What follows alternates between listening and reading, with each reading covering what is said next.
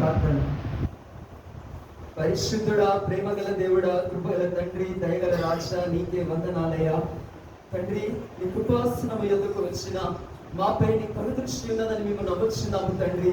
మేమే పాటివారమై ఉన్నప్పటికీ మా ఎడల మహోన్నతమైన కృపను గుర్తిస్తున్న కృపా సత్య సంపూర్ణుడా, నీకే కృతజ్ఞతలు తెలియచేసుకుంటున్నామయ్యా.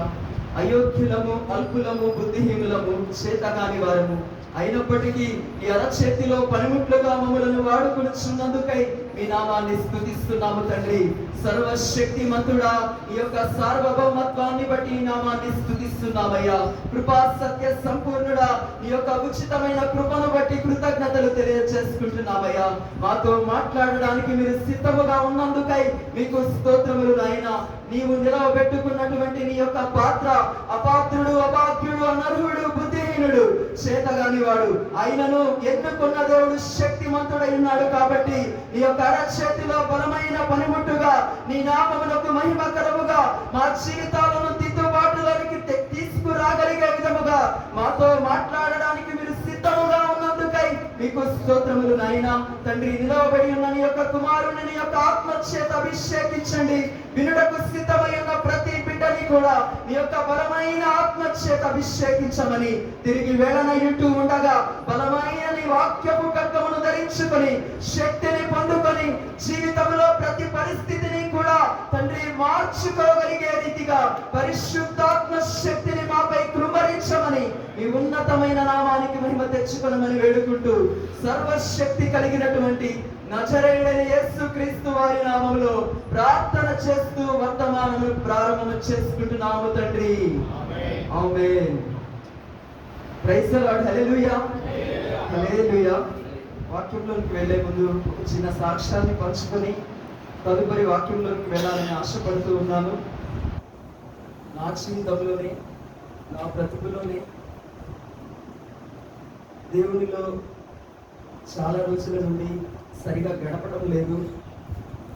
ఎప్పుడు నుండి అంటే జనరల్గా నేను జాబ్ పొందుకున్న తదుపరి నుండి నా యొక్క భక్తి జీవితంలో, ఆత్మీయ జీవితంలో, ఆధ్యాత్మికమైన జీవితంలో తెలియని ఒక ఎడబాటు దేవుడి నుండి నాకు ఉన్న పరిస్థితులను బట్టి నేను యోచన చేసి ఉన్నాను.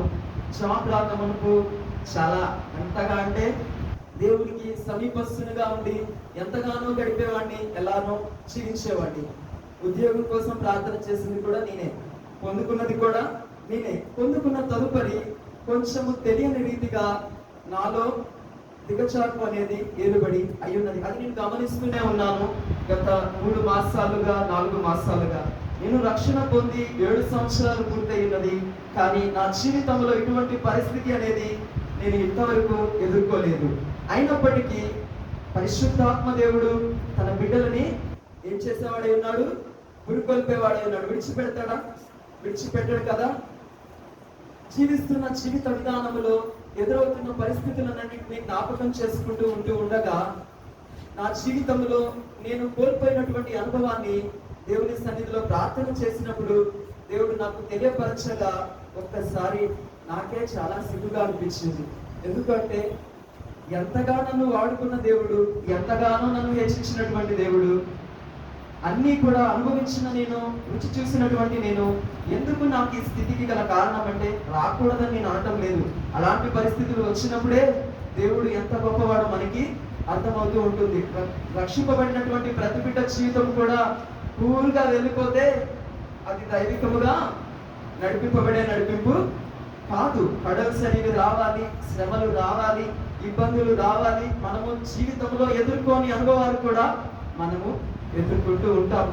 లోకములో ఉన్న పరిస్థితుల కంటే దారుణమైనటువంటి పరిస్థితులు దేవుని బిడ్డలు ఎదుర్కొంటూ ఉంటారు. అవునా కాదంటారా? ఎవరికైనా ఉన్నాయి అనుభవాలు?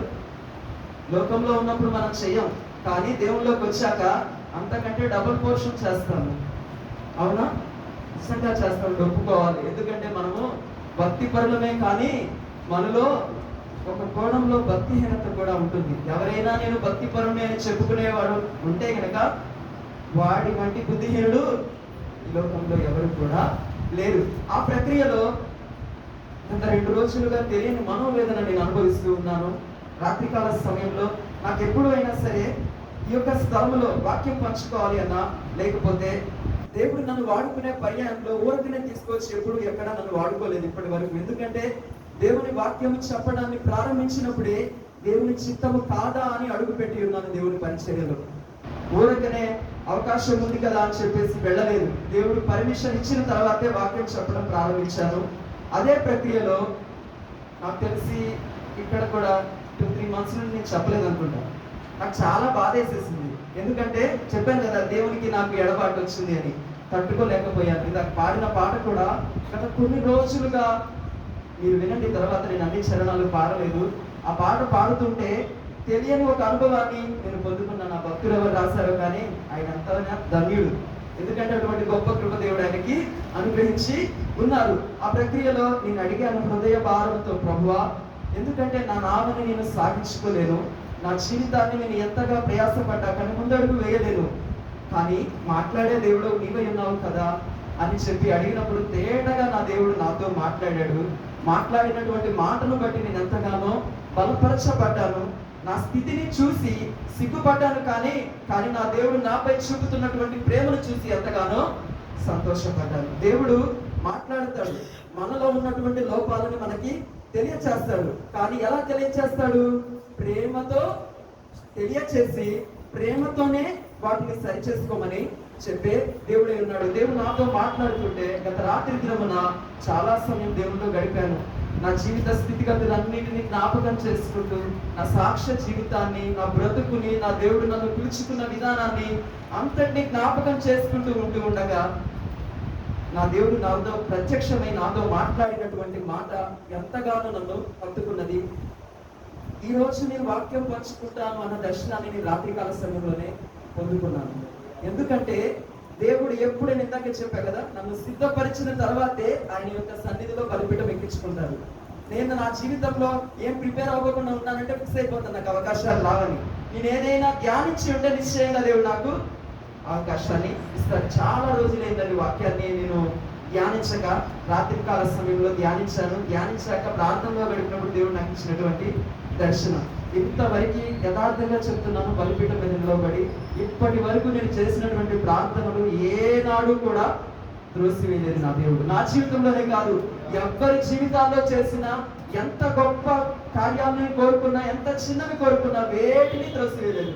నా క్రియలను బట్టి కాదు, నన్ను పిలుచుకున్న నా యేసును బట్టి గొప్ప కార్యాలు దేవుడు చేసి ఉన్నారు. అదే విధముగా దేవుడు నాతో మాట్లాడిన మాట ఈ సమయంలో మీతో పంచుకోవాలని ఎంతగానో ఆశపడుతున్నాను. ఎందుకంటే మనం అందరం కూడా ఏమై ఉన్నాము? మనుషులమై ఉన్నాము. అదే విధంగా మనం అందరం ఏమై ఉన్నాము? దేవుని యొక్క బిడ్డలమై ఉన్నాము.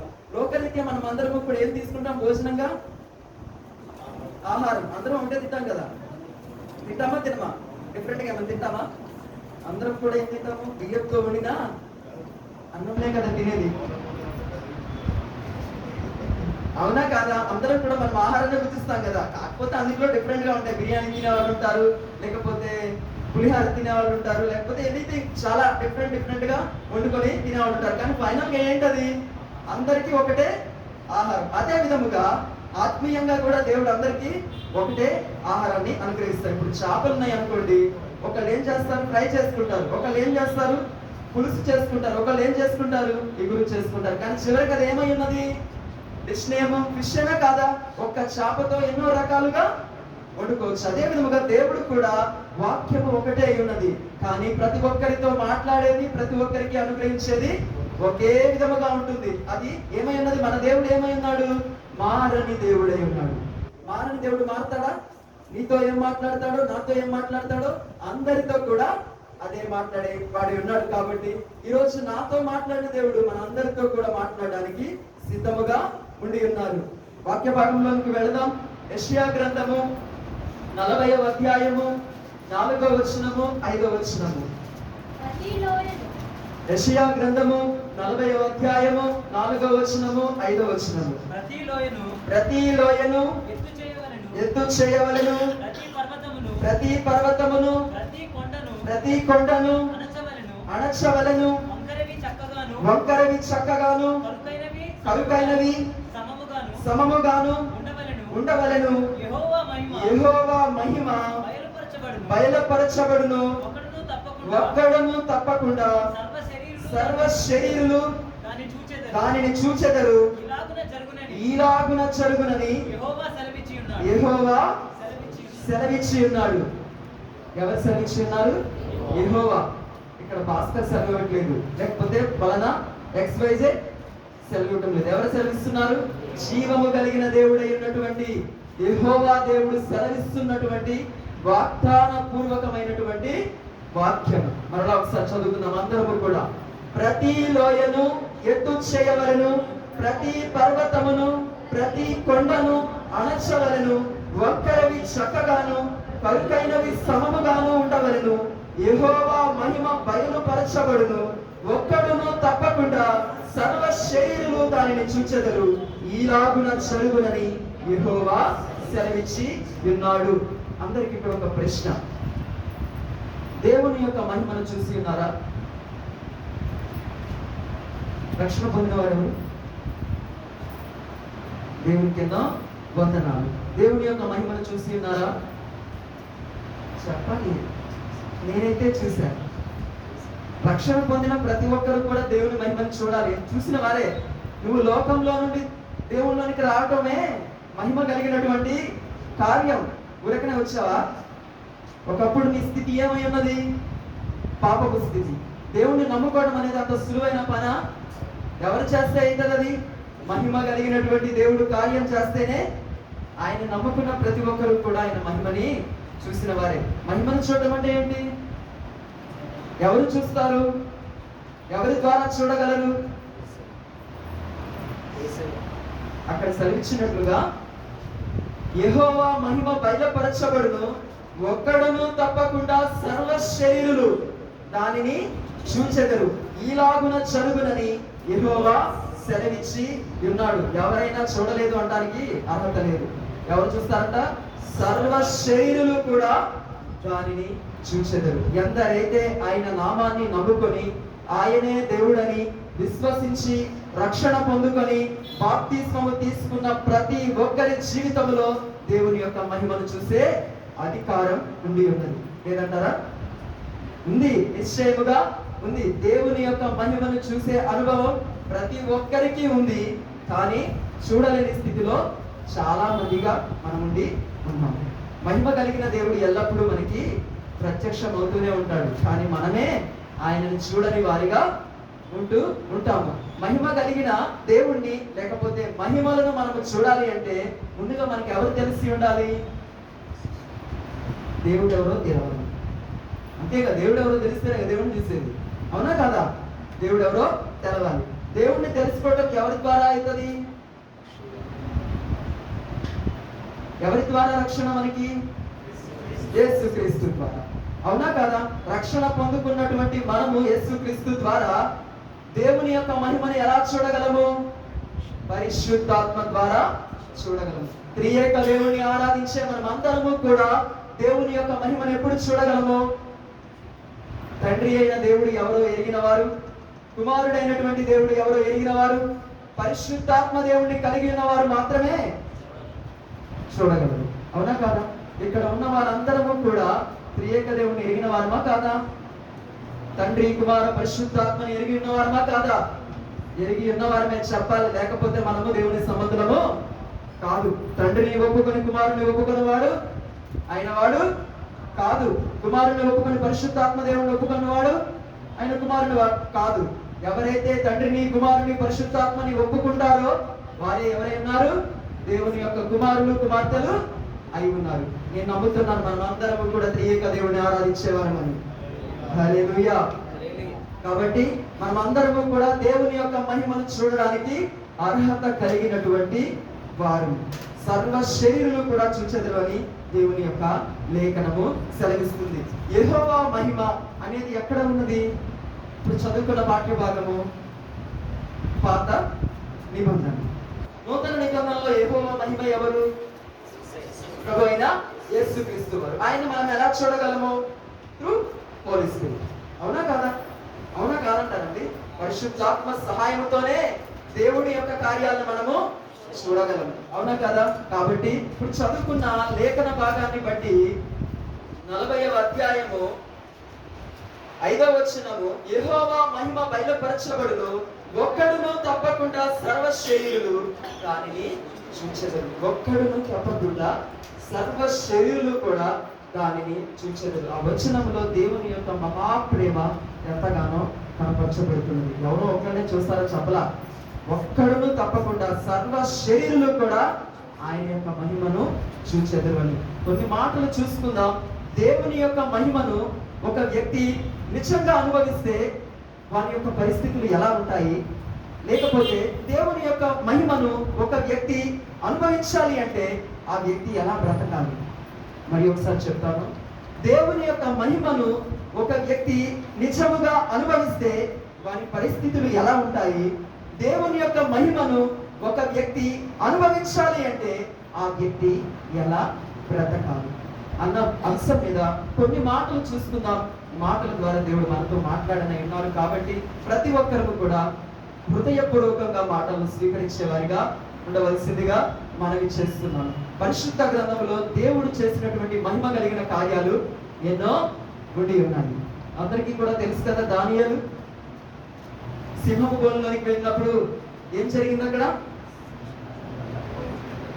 ఏం జరిగింది చెప్పండి అండి. ఇక్కడ సండే స్కూల్లో జాయిన్ అయ్యి వచ్చిన వాళ్ళు ఎవరు?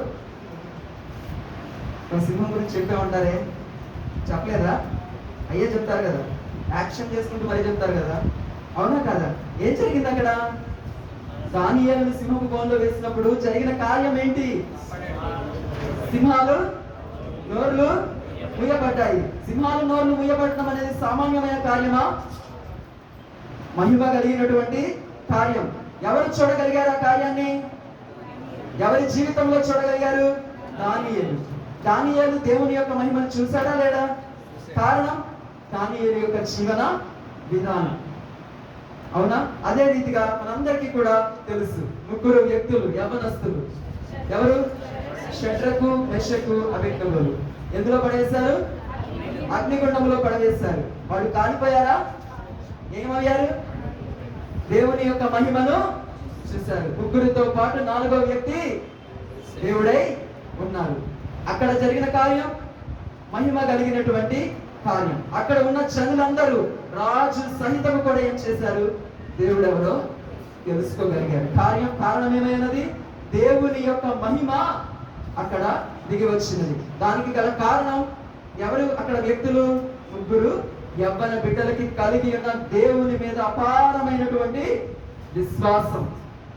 కారణం దేవుని యొక్క మహిమ దిగి రావడానికి కారణం అయ్యున్నది. చాలా రకాలుగా పరిశుద్ధ గ్రంథంలో దేవుని యొక్క మహిమను చూసిన భక్తులు ఎంతో మంది ఉండి ఉన్నారు. వారే కాదు, ఆనాడు పితరులే కాదులే కానీ ఈనాటి మనము కూడా మన జీవితాలలో ఎన్నో సమయాలలో దేవుని యొక్క మహిమను చూసిన వారిగా ఉండి ఉన్నాము.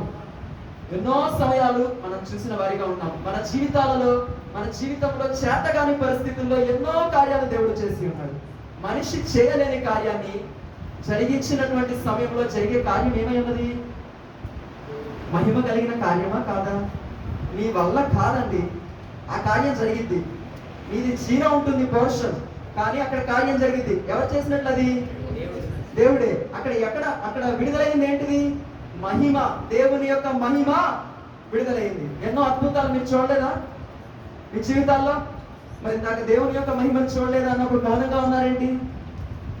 ఆయన కార్యాలను చూసిన వారు, వినిన వారు, ఎరిగిన వారు మౌనంగా ఉండకూడదు. మౌనంగా ఉంటున్నారు అంటే ఆయన యొక్క కార్యాలను అంగీకరించడం లేదు అని అర్థం చేసుకునే వారిగా ఉండాలి. ఆయన కార్యాలను చూసిన వారు ఎల్ల వేళలా ఆయన యొక్క మహిమను ప్రకటించే వారిగా ఉంటారు. కాబట్టి కొన్ని విషయాల్ని జ్ఞాపకం చేసుకుందాం. దేవుని యొక్క మహిమ మనల్ని దర్శించాలి అంటే నేనైనా మీరైనా ఎవరైనా సరే ఒక 4 కార్యక్రమాలను జరిగించే వారిగా ఉండాలి. ఏం చెప్పాను? దేవుని యొక్క మహిమ మనల్ని దర్శించాలి అంటే కూర్చున్న మనమైనా, బోధించే బోధకులైనా, నడిపింపబడుతున్న దైవజనులైనా, క్రైస్తవ సమాజమైనా, దేవుని బిడ్డలైనా ఏమి కలిగి ఉండాలి అంటే 4 కార్యక్రమాలను చేసేవారిగా ఉండాలి. అవేంటో క్లుప్తంగా చూసుకుందాం, వర్తమానాన్ని ముగించుకుందాం. ఇప్పుడు చదువుకున్న వాక్య భాగం ఏంటి? నేను ఎక్కడికి వెళ్ళను, ఏ రిఫరెన్సెస్ కూడా ఇవ్వను. 4వ వచనం చదువుకుందాం. ప్రతి లోయను చాలండి. ప్రతి లోయను ఎత్తు. లోయను ఎలా ఎత్తు చేస్తారండి? మన ఇంటి వెనకాల బాగుందండి, ఖాళీగా ఉంది. ఏం చేస్తాం దాన్ని ఎత్తి చేయాలంటే? మట్టిపోయింది కదా. ఇందాక అందరూ కూడా చేతిద్దాం కదా, మనం అందరం కూడా రక్షణ పొందుకున్నాము, బాప్తిస్మం తీసుకున్నాము. చాలా మంది ఆత్మీయులు, విశ్వాసులు ఒక విషయమై మదన పడుతూ ఉంటారు. ఏ విషయమో తెలుసా? నేను రక్షణ పొంది ఉన్నాను, బాప్తిస్మం తీసుకుని ఉన్నాను, భక్తిలో పడిపోతున్నాను. ప్రతి ఒక్కరిలో ఉన్న క్వశ్చన్ మార్క్ ఇది. భక్తిలో పడిపోతూ ఉన్నాను. పడిపోకూడదా? పడిపోకూడదా? పడితేనే కదా తెలిసేది దేవుడు ఎవరో తెలిసేది. స్థిరంగా ఉన్నవారు ఎవరైనా ఉన్నారా? పోనీ చెప్పండి చెప్పండి చెప్పండి. ఎందుకంటే ఎవరు కూడా భక్తి పరులు లేరు. ప్రతి భక్తి పరుల్లో ఎక్కడో ఒక దగ్గర భక్తిహీనత దాగి ఉంటుంది. కాకపోతే అది ఏమిటో ఎరిగే వారిగా ఉండాలి. మానవ జీవితంలో లౌకికంగా మనకి చాలా కొలువులు ఉంటూ ఉంటాయి. అదే విధముగా ఆత్మీయ జీవితంలో కూడా కొలువులు ఉన్న వారు చాలా మంది ఉంటారు. కొలువు అంటే ఏంటి? ప్రార్థన చేసుకోలేకపోతున్నానండి, వాక్యం చదువుకోలేకపోతున్నానండి, దేవుని సన్నిధికి వెళ్ళలేకపోతున్నానండి, దేవునిలో గడపలేకపోతున్నానండి, రక్షణ పొందుకొని ఉన్నాను కానీ దేవుని యొక్క స్వరాన్ని వినలేని స్థితిలో ఉన్నానండి. క్వశ్చన్ ఎప్పుడైనా వేసుకున్నారా? మీరు కాకపోయినా మీ స్నేహితులతో అయినా పక్కన వాళ్ళతో నా కొరకు ప్రార్థన చేయి, ఆత్మీయంగా ఎదగాలని. అవునా కదా? ప్రతి ఒక్కరిలో ఒక కొదువ ఉండాలి ఆత్మీయతలో. కొదువ లేకపోతే కొదువని తీర్చేవాడు మనకి గుర్తురాడు. ఎందుకంటే సకల సమృద్ధి కలిగి ఉంటే దేవుడు గుర్తుకొస్తాడా? మనకి కొదువు ఉన్నప్పుడే దేవుని దగ్గరికి మనం వెళ్తాము. భక్తి జీవితంలో కూడా మనకి చాలా కొదువులు ఉంటాయి. కాకపోతే అవి కొదువులు ఉన్నాయా లేవా అన్నది మనం ఎరిగి ఉండాలి. ఏం కలిగి ఉండాలి? కొదువు ఉన్నదా లేదా అన్నది ఎరిగి ఉండాలి. ఎలా తెలుస్తుంది? చాలా మంది ఎగ్జాంపుల్ చెప్తాను. సహోదరి ఉన్నదనుకోండి, సహోదరికి వివాహం జరిగింది, తన భర్త చాలా మంచివాడు. ఆమె చెప్తుంది, నేను చేసుకున్నటువంటి నా భర్త చాలా మంచివాడు, కానీ అండి తాగి వచ్చినప్పుడు నన్ను కొడతాడండి. ఏంటి? కానీ తాగి వచ్చినప్పుడు నన్ను కొడతాడండి. అది ఒక్కటే ఆయనలో లోపం ఉందండి. ఇప్పుడు ఆ కుటుంబం సమాధానంగా ఉండాలంటే ఏం కావాలి? తాగుడు. ఆ ఒక్క కొదువు తీరిపోయిందనుకో ఆ కుటుంబం ఎలా ఉంటుంది? సమాధానంగా ఉంటుందా లేదా? అదే విధంగా మన భక్తి జీవితంలో కూడా మనం ఎన్నో గంటలు ప్రార్థన చేసిన వారిగా ఉండి ఉంటాము, ఎంతో సమయం దేవుని వాక్యాన్ని చదివిన దినాలు ఉండి ఉంటాయి, ఎన్నో గంటలు దేవుని సన్నిధిలో గడిపిన పరిస్థితులు ఉంటాయి. కానీ ఒకానొక పరిస్థితిలో మనము భక్తిహీనతలో పడిపోయిన వారిగా ఉంటాము. కానీ ఆ పడిపోయిన స్థితి ఏంటి అని ఎరిగి ఉన్నామా లేదా అన్నదే దేవుడు మన నుండి ఆశించేది. తెలియకుండా మునిగిపోయి ఉంటే చేసేదేమీ లేదు. కానీ దేవునిలో ఉన్నవారు, రక్షణ పొందిన వారిలో నిశ్చయముగా దేవుడు నివసించి ఉంటాడు. మనం ఆదమరిచిన దేవుడు ఆదమరిచే దేవుడు కాదు. మనల్ని ఏం చేస్తూ ఉంటాడు? తడుతూనే ఉంటాడు. మన హృదయం అనే తలుపులు నిత్యము వచ్చి ఏం చేస్తాడు? ఏ తండ్రి అయినా సరే తన బిడ్డలు నాశనం అయిపోతే చూస్తూ ఊరుకుంటాడా? ఎన్నిసార్లు కావాలంటే అన్నిసార్లు తన శక్తి లోపము లేకుండా విశ్వ ప్రయత్నాలు చేసి తన యొక్క కుమారుని కాపాడుకోవాలని చూస్తూ ఉంటాడు. అలాంటి లోకస్తులైన తల్లిదండ్రులే తన బిడ్డల కోసం అంత ప్రయాసపడుతున్నప్పుడు సర్వశక్తి కలిగినటువంటి దేవుడు తన బిడ్డల కోసం ఆలోచన చేయడంటారా? చేస్తాడా లేదా? మన గురించి, మన భక్తి జీవితం గురించి, మన రక్షణ యాత్ర గురించి మనకంటే ఈ లోకంలో బాగుగా ఎరిగిన వారు ఎవరైనా ఉన్నారు అంటే ఎవరు? మనం ఆరాధిస్తున్న సర్వశక్తి కలిగినటువంటి దేవుడై ఉన్నాడు. ఒకవేళ మనకి ఆ కొదువేంటో తెలియని స్థితిలో మనం ఉంటే ఏం చేయాలి? దేవుని సన్నిధిలోనికి వెళ్ళి మోకరించి, ప్రభువా నా జీవితంలో ఏమి కొదువు ఉన్నదయ్యా, నీ దగ్గరికి నేను రాలేకపోవడానికి. నీకు ఒకవేళ అర్థం కాని స్థితిలో ఉన్నట్లయితే దేవుని సన్నిధికి వెళితే దేవుడు ఏం చేసేవాడై ఉన్నాడు? చక్కని ఆలోచన చొప్పున మనకు బయలుపరిచే వాడే ఉన్నాడు. ఓకే, మంచిది. మనం వెళ్ళి ఏడుస్తాము, ప్రార్థిస్తాము, దేవుడు సమాధానాన్ని అనుగ్రహిస్తాడు. దేవుడు ఏం చెప్తాడో తెలుసా? నీ యొక్క లోయ ఏంటో నీకు చూపిస్తాడు. కానీ నెక్స్ట్ నువ్వు చేయాల్సినటువంటి పని ఉన్నది. ఏం చేయాలి? పూడ్చాలి. ఏం చేయాలి? పూడ్చాలి. ఎలా పూడ్చగలవు? దేవుని సన్నిధికి ఎందుకు వెళ్ళావు? నాలో ఏమి కొదువు ఉన్నదయ్యా అని చెప్పి అడుగుతావు. కొద్దిగా ఏంటో చెప్పినప్పుడు నువ్వేం చేయాలి? పూడ్చాలి. పూడ్చాలి అంటే ఏం చేయాలి? ఒక కార్యం చేయాలి. చెప్పిన దేవుని మాటకు లోబడాలి. నీలో ఉన్న కొదువ నీకు చెప్పినప్పుడు ఆ కొదువని సరి చేసుకునేవాడిగా నీవు ఉంటే ఏం చేయబడుతుంది? నీ యొక్క లోయ ఎత్తు చేయబడుతుంది. ఎత్తు చేయబడినప్పుడు ఏం జరుగుతుందో తెలుసా? దేవుని యొక్క మహిమ నీ మీద నా మీద ఉదయిస్తుంది. దేవుని యొక్క మహిమ నీ మీద నా మీద ఉదయించడం లేదు అంటే మన జీవితంలో ఏదో లోయ అనే అనుభవము ఉండి ఉన్నది. ఇంకా అది మనం పూడ్చుకోలేని అనుభవంలో ఉండి ఉన్నాం. అది పూడ్చుకున్నప్పుడు సర్వశక్తి కలిగినటువంటి దేవుడు తన యొక్క మహిమను మనపై కురిపించువాడై ఉన్నాడు. కాబట్టి దీనిని బట్టి దేవుని యొక్క మహిమను మనము చూడాలి అంటే చేయాల్సినటువంటి మొదటి కార్యక్రమం ఏంటో తెలుసా? దేవునిలో ఉన్నటువంటి మనము ఏదైనా స్థితిలో కొదువుగా ఉండి ఉన్నామా? మనల్ని మనం ప్రశ్న చేసుకోవాలి. ఎందుకంటే ఎన్ని దినాలు బ్రతుకుతామో మనకి తెలియదు. ఎంతకాలం జీవిస్తామో మనకి తెలియదు. ఈ బ్రతికిన బ్రతుకులో మన జీవితంలో ఏమి కొదువులు ఉన్నాయో అని అడిగితే సమస్త కొదువుల యావత్తును తీర్చగలిగినటువంటి దేవుడు మనం కలిగి ఉన్నాము. కాబట్టి ఆయన అడగాలి. అడిగినప్పుడు మన యొక్క లోయను ఎత్తు చేయు వాడే ఉన్నాడు. ఏం చేయాలి? మొదటిగా మనము చెప్పండి. సైలెంట్. అర్థం కాలేదా? అర్థం కాలేదా? అర్థం కాలేదా అంటే మీ లోయ మీ జీవితాల్లో ఏ లోయలు లేదని అర్థం. అర్థం కాలేదంటే మన జీవితాల్లో ఏమైనా లోయలు ఉంటే దాన్ని పూడ్చుకుంటాం. ఏ లోయ కనపడినప్పుడు ఏం పూడ్చుకోగలం? ఒకనొక సమయంలో మన యొక్క ఆత్మీయ నేత్రాలకి గుడ్డితనం అనేది కప్పుకుంటూ ఉంటుంది. మనం అసలు ఏ స్థితిలో ఉన్నామో కూడా మనకి తెలియదు. ఒకవేళ తెలిస్తే అంతకు మించిన ధన్యులు ఎవరు కూడా లేరు. దేవుడు అవకాశాన్ని ఇచ్చినప్పుడు మన జీవితాల్లో ఏమి కొదువుగా ఉన్నాయో అవి దేవుడు మనకి బయలుపరిచినప్పుడు ఆ కొదువుని మనము ఏం చేయాలి? పూడ్చేవారిగా ఉండాలి. పూడ్చినప్పుడు ఏం చేయబడుతుంది? మన లోయ ఎత్తు చేయబడుతుంది. ఎత్తు చేయబడినప్పుడు దేవుని యొక్క మహిమని మనము చూడగలుగుతాము. రెండవదిగా చదువుకుందాం. ప్రతి పర్వతమును ప్రతి కొండను అణచవలెను. చాలా ఏంటంట? ప్రతి పర్వతమును ప్రతి కొండను అణచవలెను.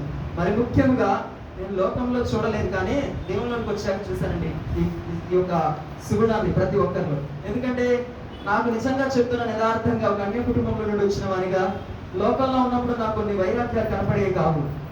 కానీ దేవుళ్ళకి వచ్చాక చాలా నేను చూశాను. చాలా మంది బిడ్డల్లో ఏంటో తెలుసా? గర్వం. ఏం చదవబడుతుంది? ప్రతి పర్వతమును ప్రతి కొండను అణచవలెను. దేవుని యొక్క మహిమను ఈరోజు ప్రజలు చూడలేకపోతున్నారు అంటే కారణం గర్వం అనేది ఏలుబడి చేస్తూ ఉంది. ధన గర్వం. ఏం గర్వం? ధన గర్వం. ఇంకా కుల గర్వం. ఇంకా అందము అనే గర్వం. ఇంకా దేవుని బిడ్డల గర్వం. తలాంతులు అనే గర్వం. లేదా కదా? మరి ముఖ్యంగా దేవుని బిడ్డల్లో ఉండే గర్వం ఏంటో తెలుసా? కొంతమంది చెప్తారు, నా వంటి సేవకుడు లేడు, నా వంటి పాటలు పాడేవాడు లేడు, నా వంటి ఆరాధన చేసేవాడు లేడు, నేను అంతేనే అక్కడ ఆరాధన జరుగుతుంది. ఇలాంటి మాటలు మాట్లాడిన వాళ్ళు ఉన్నారా? ఉంటారు నిశ్చయం. కానీ దేవుని రాజ్యములో అటువంటి పాత్రలకి అధికారం లేదు, అనుమతించబడరు ఎవరు కూడా. దేవుడు ఎవరై ఉన్నారు? దీనుడై ఉన్నాడు. ఈ లోకానికి వచ్చినప్పుడు దేవాది దేవుడు ఏదో కృపతో మనకి ఏం చేశాడు? దానం చేశాడు. ఏంటిది? రక్షణ జీవితాన్ని. దానాన్ని పొందుకుని మనం ఎలా ఉండాలి? ఇంకా బహుదీనులుగా ఉండాలి. కానీ దీనుడైన దేవుడు పక్కబడేసి ఆ స్థానాన్ని మనం కోరుకుంటే అపవాదికి జరిగినటువంటి కార్యమే మన జీవితంలో కూడా జరిగింది. లూసిఫర్ ఏం చేయబడ్డాడు? అగాధంలోనికి తోసివేయబడ్డాడు. మనం కూడా ఒకవేళ గర్వం అనే మతం ఎక్కి ప్రవర్తించామనుకో, దేవుడికి ఒక్క నిమిషం చాలు మనల్ని ఎక్కడ పడేయడానికి, అగ్నిగుణంలో పడేయడానికి. కానీ కృపగల దేవుడు కాబట్టి చాలా అవకాశాలను మనకు అనుగ్రహిస్తూ ఉంటారు. కాకపోతే మనం ఏం చేయాలంటే గ్రహించే వారై ఉండాలి. దేవుడు కలిగి ఉన్నటువంటి దీనత్వాన్ని మనం కలిగి జీవిస్తూ ఉన్నామా, లేకపోతే ఈ లోకములో మనం పొందుకుంటున్నటువంటి పరిస్థితులను బట్టి ప్రవర్తిస్తూ గర్వం కలిగి జీవిస్తూ ఉన్నామా? మనల్ని మనం పరీక్షించుకోవాలి. ఎన్ని సమయాలు ఎవరితో గర్వంతో కలిగి మాట్లాడి ఉంటాము, ఎంతో మందిని తృణీకరించి ఉంటాము, లేదంటారా? జ్ఞాపకం చేసుకుందాం మన జీవిత పయనంలో మన బ్రతుకులు ఎలా ఉన్నాయి. మనం ఏంటో మనకి తెలుసు, మన ప్రక్క వారేంటో తెలుసు. ఇంకొకరు తృణీకరించడానికి మనకి ఏమైనా వస్తుందా? ఎందుకంటే దేవుడు సెలవిచ్చాడు, అందరూ కూడా పాపులు అన్నాడు ఆయన. నువ్వు నేను పరిశుద్ధమా ఇంకొకరు నీరెత్తి చూపెట్టడానికి? దేవుడే మనలో లోపాలు అంచినప్పుడు మనం ఇతరుల్లో లోపాలు అంచడానికి ఎవరమండి? అవునా? కానీ మనం చేసే ఫస్ట్ పని అది. ఏం చేస్తాం? ఇతరుల్లో ఉన్నాయి చెప్తాము, కానీ మనలో ఉన్నాయి చెప్పుకోము. మన ఎవరికి తెలియదు అనుకుంటాం, కానీ మన ఎవరికి తెలియకపోయినా ఎవరికి తెలుసు?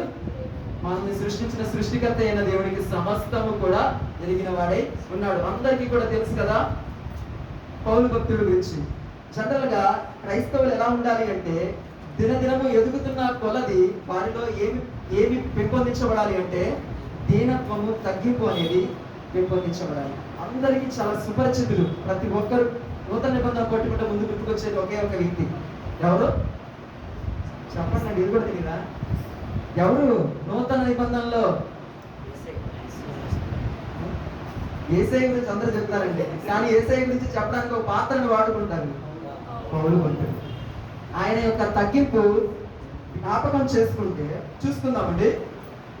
ఆయన ఒక ప్రాంతం తర్వాత ఒక ప్రాంతం, ఒక ప్రాంతం తర్వాత ఒక ప్రాంతం, ఒక ప్రాంతం తర్వాత ఒక ప్రాంతానికి వెళ్ళినప్పుడు ఆయన జీవన విధానాన్ని ఒకసారి చూసుకుందాం.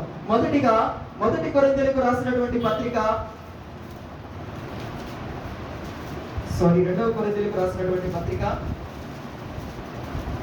ముందుగా చదువుకుందాం. అది 12వ అధ్యాయము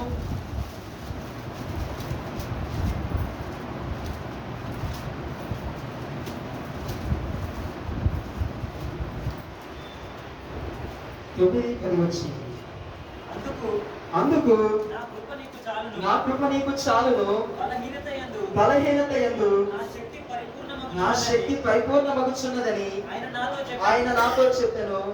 కాగా క్రీస్తు శక్తి నిలిచియుండు నిమిత్తము విశేషముగా నా బలహీనతల యందే బహు సంతోషముగా అతిశయపడుదును. నేనెప్పుడు బలహీనుడను అప్పుడే బలవంతుడు గనుక క్రీస్తు నిమిత్తము నాకు కలిగిన బలహీనతలలోను, నిందలలోను, ఇబ్బందులలోను, హింసలలోను, ఉపద్రవములలోను నేను సంతోషించుచున్నాను. పౌలు యొక్క తగ్గింపు ఎలా ఉంటుందంటే ఏం చెప్తాడో తెలుసా?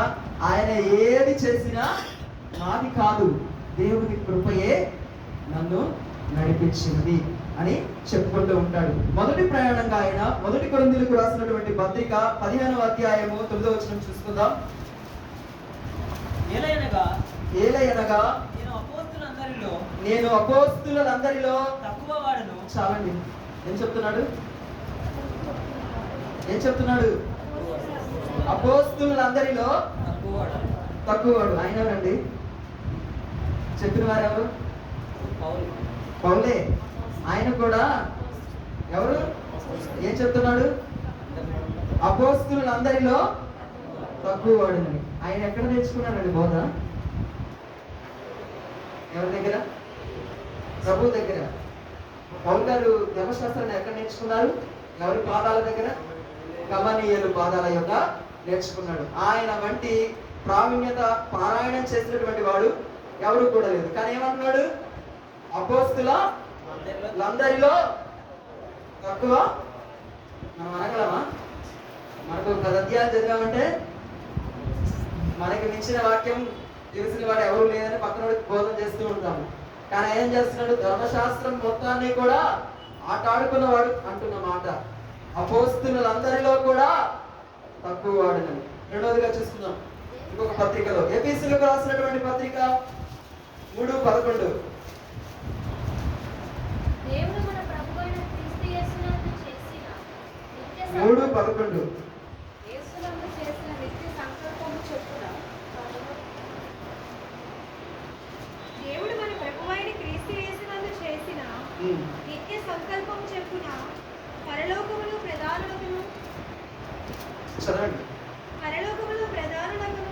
అధికారులకును సంఘము ద్వారా తన యొక్క నానా విధమైన జ్ఞానము ఇప్పుడు తెలియబడవలనని ఉద్దేశించి శోధింప సత్యము కాని క్రీస్తు ఐశ్వర్యమును అన్ని జనులను ప్రకటించుటకును లాస్ట్ చదువుకున్నామండి. దేవుని యందు పూర్వకాలము నుండి మరుగైన ఆ మర్మమును గుర్చిన ఏర్పాటు ఎట్టిదో అందరికీ తేటపరచుటకును పరిశుద్ధులందరిలో అత్యల్పుడనైన నాకు ఈ కృప అనుగ్రహింపబడింది. ఎవరితో పోలుస్తున్నాడు? మొదటిగా ఎవరితో పోల్చాడు? అపోస్తులందరిలో కూడా తక్కువ వాడనని కొరింథీయుల సంఘంలో అక్కడ ఉన్నటువంటి ప్రజల దగ్గర ఆయన యొక్క అనుభవాన్ని అక్కడ పంచుకుంటున్నాడు. రెండవదిగా ఎఫీసీయుల దగ్గరికి వెళ్ళినప్పుడు ఆ ప్రాంతంలో పలుకుతున్నటువంటి మాట ఏంటి? పరిశుద్ధులందరిలో అత్యల్పుడైన నాకు ఈ కృప అనుగ్రహింపబడింది. అంటే ఆయన యొక్క సేవా జీవితంలో ఎదుగుతున్నటువంటి ప్రక్రియలో ఆయన పలుకుతున్నటువంటి మాటలు, అంటే సేవలో ఎదుగుతున్న కొలది ఆయన ఎలా జీవిస్తున్నాడు? దేవునికి ఒదిగి జీవిస్తూ ఉన్నాడు. కాబట్టి ఈరోజు ఆయన గురించి అందరూ కూడా చెప్పుకోగలుగుతున్నారు. మూడవదిగా చూసుకుందాం. 1 తిమోతిలకు రాసిన పత్రిక 1వ అధ్యాయము 6వ వచనము. కొందరు వీటిని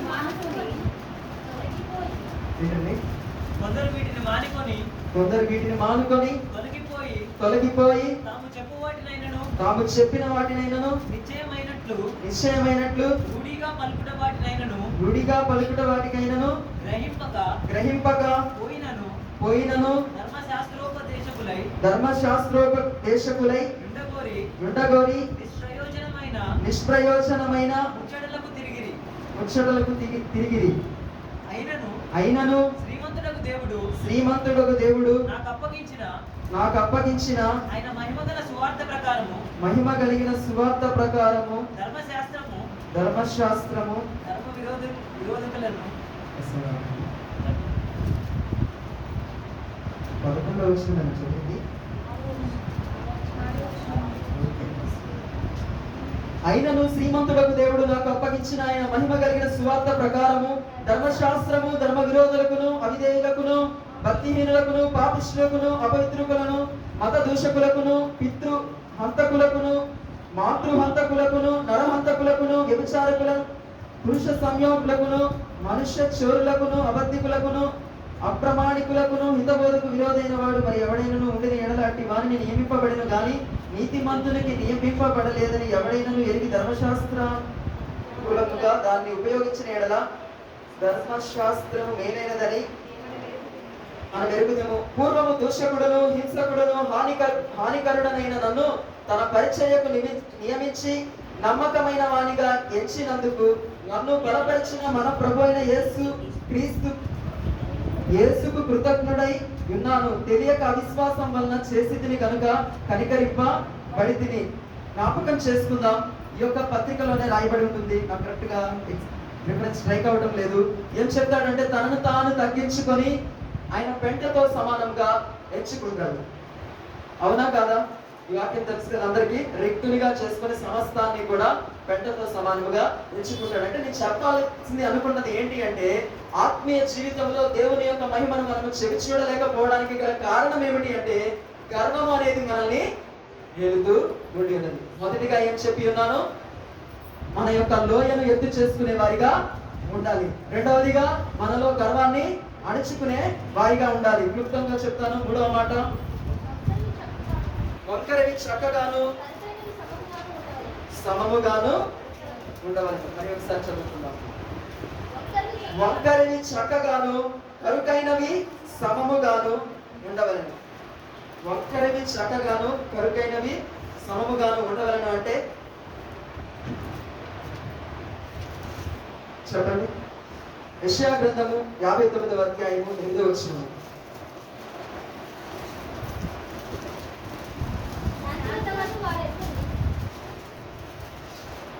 చదవండి. శాంత వర్తనమును వారెరుగురు, వారి నడవడులలో న్యాయము కనబడదు, వారు తమ కొరకు వంకర త్రోవలు కల్పించుకొనుచున్నారు, వాటిలో నడుచు వాడెవడును శాంతి పొందడు. అంటే వంకర త్రోవలు అనేవి నిశ్చయంగా దేవుడి బిడ్డల జీవితాల్లో ఉంటాయా లేవా? వంకర త్రోవను ఎవరైనా ఇష్టపడతారండి? ఫర్ ఎగ్జాంపుల్ ఇప్పుడు మనం షాప్కి వెళ్ళాము, గ్లాసులు కొందాం అనుకుంటాం. ఒకవేళ కొనే గ్లాస్కి సొట్టబడింది అనుకో తీసుకుంటామా? లేకపోతే దాని యొక్క మూతి వంకరగా ఉందనుకో తీసుకుంటామా? ఏం చేస్తాము? ఒక గ్లాస్ వంకరగా ఉంటే మనం గ్లాస్ కొందాం అనుకుంటే కింద నుండి మీద మొత్తం తీసి అన్ని వంకరగా ఉన్నాయో లేవో చూస్తూ ఉంటాము ఒక్కటి తీసుకోవడం కోసం. అవునా కదా? ఆఫ్టర్ ఆల్ గ్లాస్ తీసుకోవడానికి వంకరగా ఉందా లేదా అంటానికి కింద మీద కూడా ఆ యొక్క ఓనర్ని రాసి రంపాలు పెట్టి చివరికి కొనుక్కొని వస్తాం అనుకోండి, కాదని లేదు. కానీ మన జీవితాల్లో అంటే లోకరీతిగా వస్తువుల్లో ఉన్న వంకరలు చూసి వాటిని అయితే ఇష్టపడం, కానీ మన జీవితాల్లో ఎన్నో వంకరలు ఉంటాయి. కానీ వాటిని విడిచిపెట్టే వారిగా మనము ఉండము. వాటిని విడిచిపెట్టినప్పుడు నిశ్చయంగా ఏం చేస్తాము? దేవుని యొక్క మహిమను మనము చూసే వారిగా ఉంటాము. చాలా రకాలుగా ఎన్నో రకాలుగా చాలా మంది దొంగతనాలకు బానిసలు అయిపోయే వారు ఉంటారు, ఒక వంకర త్రోవలో వెళ్ళిపోతూ ఉంటారు. వ్యభిచారములకు లోనైన వారు ఉంటారు, ఒక వంకర త్రోవలో వెళ్ళిపోతూ ఉంటారు. మానసికంగా వ్యాధులకి గురైన వారు ఉంటారు, వంకర త్రోవకి తిరిగిపోతూ ఉంటారు. ఇవన్నీ కూడా నిశ్చయంగా ఆత్మీయ యాత్రలో ప్రతి ఒక్క బిడ్డ ఎదుర్కొంటున్నటువంటి పరిస్థితులు. నేను ఎదుర్కోలేదు అనే అన్నవారు ఎవరైనా ఉంటే అది నిశ్చయంగా అబద్ధం. దేవునిలో ప్రయాణం చేయడం అనేది అంత సులువైన పని కాదండి. ఒకవేళ నేను అంటాను దేవుళ్ళో లేకపోతే ఏమీ రావండి,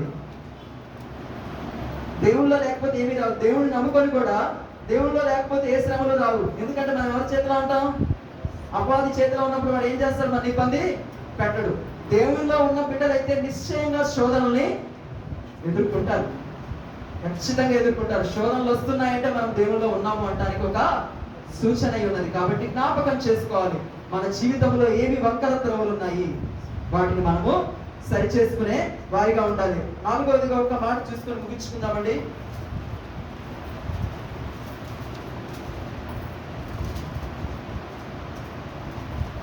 వంకరవి చక్కగాను కరుకైనవి సమముగాను ఉండవలెను. నాకు చెప్పింది ఏమన్నాను? ఫస్ట్ మొదటి మాటగా ప్రతి లోయను ఎత్తి చేయవలెను, ప్రతి పర్వతమును ప్రతి కొండను అణచవలెను, వంకరవి చక్కగాను అన్నది మూడవ మాటగా నేను తీసుకున్నాను. నాలుగవ మాటగా కరుకైనవి సమముగా ఉండవలెను. కరుకైనవి అంటే ఇప్పుడు ఒక రాయిందండి, అది గరుకుగా ఉంటే ఇష్టపడతామా? అలా కాకుండా ఒక మార్పులు ఉంటుంది, దాన్ని చూసి ఏం చేస్తాం? ఇష్టపడతాం. ఆ మార్పులు అలా షేప్ రావడానికి గల కారణం మొదట ఏమైనది? గరుకుగా ఉండే ఒక రాయి ఉన్నది, దాన్ని షేప్ చేయగా వచ్చేది ఏంటి? ఒక పాలిష్ అయినటువంటి రాయి. కానీ గరుకైన రాయిని ఎవరైనా ఇష్టపడతారా? కానీ మనం ఏం కోరుకుంటామో తెలుసా? పాలిష్ రాయినే కోరుకుంటాం. పాలిష్ రాయిగా మార్చబడాలి అంటే ముందు గరుకు రాయి యొక్క అనుభవాన్ని మనము ఎరిగి ఉండాలి. అనుభవం ఉన్నప్పుడే పాలిష్ రాయిలోకి వచ్చిన తదుపరి అనుభవాన్ని మనము అనుభవించే వారిగా ఉంటాము. ఇది మన జీవితానికి ఎలా కన్వర్ట్ అవుతుంది అని ఆలోచన చేయొచ్చు. మనం ఉన్నామండి, మనతో ఎవరైనా మంచిగా మాట్లాడినంత వరకు మనం బాగానే ఉంటాం. ఎవరైనా మనలో ఒక లోపాన్ని ఎంచారనుకోండి, మనలో ఉన్న అంతరంగ పురుషుడు ఏం చేస్తాడు? నన్ను అంటావా? మన హృదయం ఏమైంది? అప్పుడు దాకా స్మూత్ గా ఉంటుంది. అప్పుడు ఏమైపోయింది? ఒక రాతి రాయిలాగా లేనిపోని కోపం వచ్చి పడింది. లేదంటారా? ఉంటుంది, ఖచ్చితంగా ఉంటుంది. వాక్యం చెప్పే దైవజనుల్లో అయినా, పరిచర్యలో వాడబడే దేవుని బిడ్డలోనైనా, క్రైస్తవుడిగా పిలువబడుతూ బహు బలముగా వాడబడుతున్న వాడిలోనైనా ఒకనొక క్షణము హృదయం గర్భంగా మారింది. ఎవరు కూడా గొప్ప లేరు కదండి, అవునా కదా? ప్రతి ఒక్కరిలో లోపాలు అనేవి ఉంటాయి. మన హృదయం ఎలా ఉంది? మన జీవితంలో మనం కోపడుతున్నామా? జ్ఞాపకం చేసుకుని ఎన్నో సమయాల్లో ఎన్నో రకాలుగా ఆవేశాలకి గురవుతూ ఉంటాము. దావీదు గొలియాతుని ఎదిరించడానికి ఏం వాడాడు?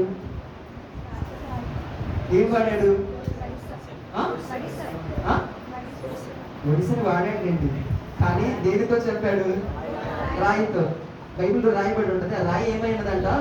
నునుపైన రాయి అంట. ఆ రాయి నునుపు ఎప్పుడు చేయబడి ఉన్నది? యోగు గ్రంథంలో రాయబడి ఉంటుంది, జలములు రాళ్లను అణచును అని ఉంటుంది. జలములు రాళ్లను అణచును. ఆ రాయి నునుపుగా మారాలి అంటే ఎందులో ఉండాలి? జలములో ఉండాలి. మనందరికీ కూడా దేవుడు మనల్ని సువార్త అనే చలములోనికి పడేస్తాడు, సంఘము అనే చలములోనికి పడేస్తాడు. ఏం దొరుకుతుంది మనకి అక్కడ? జీవజలం అనేది దొరుకుతుంది. ఆ జీవజలములో పడి ఉన్నటువంటి మనము అణచబడుతున్నామా? అణచబడ్డప్పుడు మనలో ఉన్న మొండి హృదయం ఏమవ్వాలి? మెత్తనైన హృదయంగా మారాలి. అప్పుడే ఏం కలిగినట్లు? మనలో మార్పు కలిగినట్లు. అప్పుడు ఏం జరుగుతుంది? ఇక్కడ కరుకైన రాయి సమముగా చేయబడుతుంది. అవునా? అందరికీ కూడా తెలుసు ఒక ఉపమానము. యోహాను సువార్త 5వ అధ్యాయం 3వ వచనంలో. క్షమించండి, సమయం ఎక్కువైపోతుంది, కానీ సంపూర్ణంగా ముగించాలని ఆశపడుతున్నాను.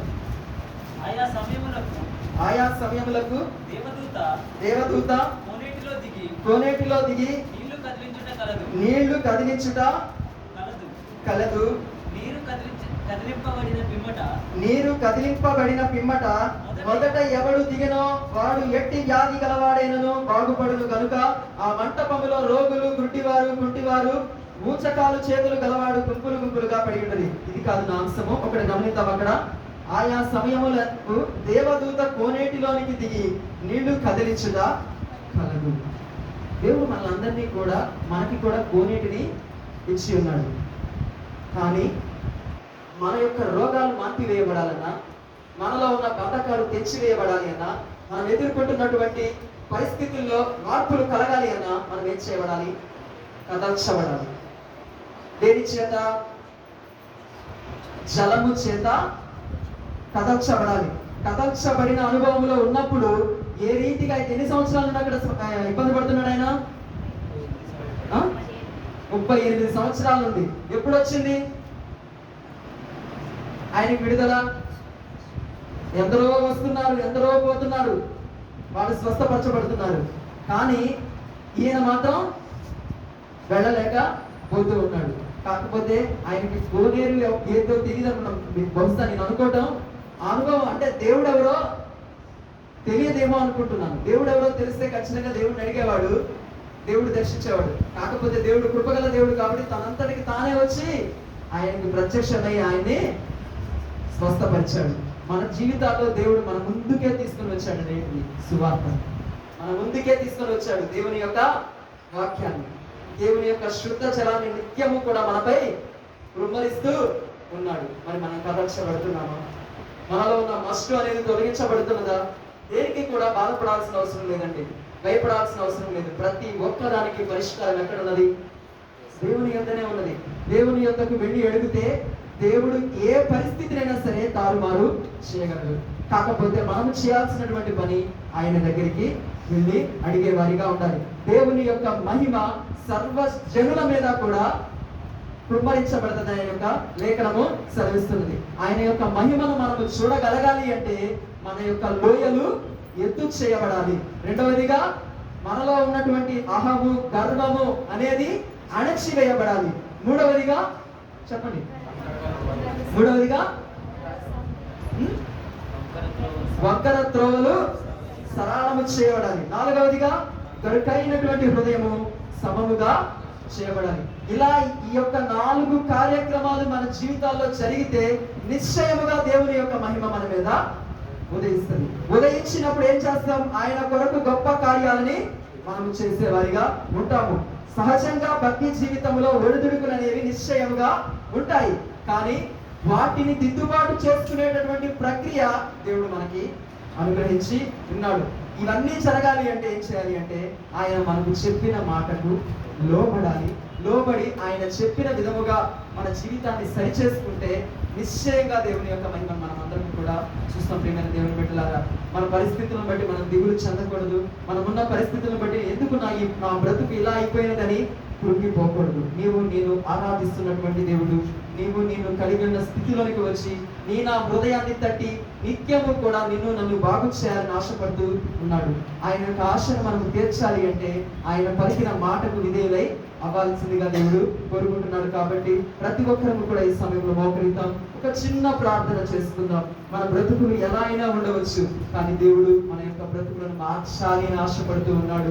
ఆయన యొక్క మహిమను మన జీవితాల ద్వారా కనపరుచుకోవాలి అనుకుంటున్నాడు. కాబట్టి ప్రతి ఒక్కరి మీద ఉదయించడను అని వాగ్దాన పూర్వకముగా విడుదల చేస్తున్నటువంటి వర్తమానమును మనమందరము కూడా స్వీకరించే వారిగా ఉండాలి. కాబట్టి ప్రతి ఒక్కరము కూడా అడుగుదాం, దేవా నా భక్తి జీవితంలో వేసారిపోయిన స్థితిలో ఉన్నానయ్యా, చల్లారిపోయిన అనుభవంలో ఉన్నానయ్యా తండ్రి, నాలో ఉన్నటువంటి లోయలను ఎరగని స్థితిలో ఉన్నానయ్యా, వాటన్నిటినీ సరి చేసుకునే ఒక అవకాశమును మీరు నాకు ఇచ్చి ఉన్నారు తండ్రి.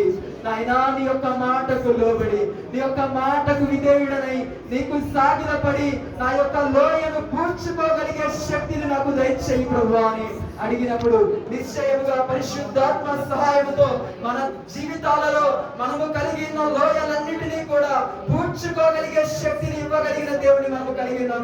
దేవుని బిడ్డలారా, ప్రతి ఒక్కరం అడుగుదాం, మన యొక్క వక్ర త్రోవలు సరళము చేయబడాలి అన్నా, మనలో ఉన్నటువంటి గర్వము అణిచివేయబడాలి అన్నా, మనలో ఉన్నటువంటి గరుకైన హృదయము సమమయ రీతిగా మార్చబడాలి అన్నా దేవుని యొక్క శక్తి కావాలి. ప్రియమైన దేవుని బిడ్డలారా, మన యొక్క శక్తి కాదు, మన యొక్క బలము కాదు, దేవుణ్ణి కలిగిన మనము దేవుణ్ణి ఆశ్రయించి అడిగినప్పుడు నిశ్చయముగా తన యొక్క మహిమను మనపై ఉదయించేవాడై ఉన్నాడు. కాబట్టి నోరు తెరిచి అడుగుదాం. ప్రతి ఒక్కరు కూడా దేవుని యొక్క మహిమను మన జీవితాలలో కనపరచమని అడిగినప్పుడు నిశ్చయముగా దేవుడు మనలందరినీ దర్శించేవాడై ఉన్నాడు. కాబట్టి ప్రతి ఒక్కరు కూడా అడుగుదాం. దేవా నీకు స్తోత్రములయ్యా, వందనాలు ప్రభువా, కృతజ్ఞతలు తెలియచేసుకుంటున్నామయ్యా. సర్వశక్తిమంతుడా, ఒక్కసారి మమ్మల్ని దర్శించయ్యా, నీ యొక్క మహిమను చూడగలిగే ఆత్మను నాకు దయచేయండి నాయనా. ప్రభువా నీ యొక్క మహిమలో పరవశించగలిగే కృపను మాలో ప్రతి ఒక్కరికి దయచేయండి నాయనా. మాలో నాయనా ఆత్మీయంగా ఉన్న కొదువలన్నిటినీ కూడా తీర్చమని వేడుకుంటున్నాము తండ్రి. దేవా నీకే స్తోత్రములు నాయనా, నీకే వందనాలయ్యా. మా అక్కరలన్నిటినీ తీర్చగలవాడా నీకే స్తోత్రములు, మా యొక్క స్థితిగతులన్నిటినీ మార్చగలిగిన వాడా నీకే వందనాలయ్యా. ఈ సమయంలో ఎందరైతే నీ యొక్క సన్నిధిలో మోకరించి నాయనా వారి యొక్క స్థితిగతులను బట్టి నీ సన్నిధిలో పశ్చాత్తాపడుతున్నారు, ప్రతి ఒక్క బిడ్డ జీవితంలో నీ యొక్క మహిమను ఉదయింప చేస్తున్నందుకై నీకు వందనాలయ్యా. వారి జీవితాలలో నీ యొక్క మహిమను చూడగలిగే స్థితిలో నిలవబెట్టుచున్నందుకై నీకు వందనాలయ్యా.